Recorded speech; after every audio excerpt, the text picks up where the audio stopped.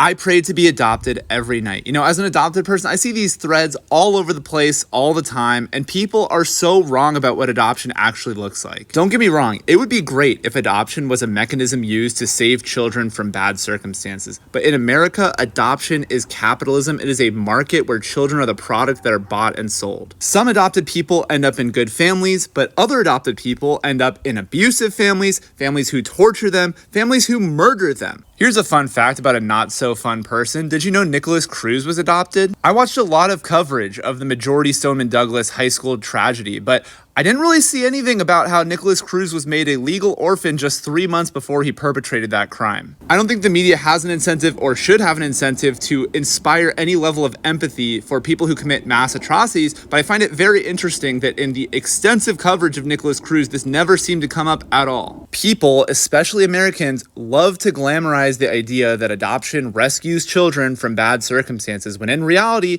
it's just a game of Russian roulette. Sometimes you end up with people who aren't terrible. Sometimes you end up with literal monsters. People who post these things don't want to go through the legal process of adoption. It doesn't matter to them if their names and their birth certificates are changed. They just want healthy adult influences in their lives. And again, adoption does not always achieve this.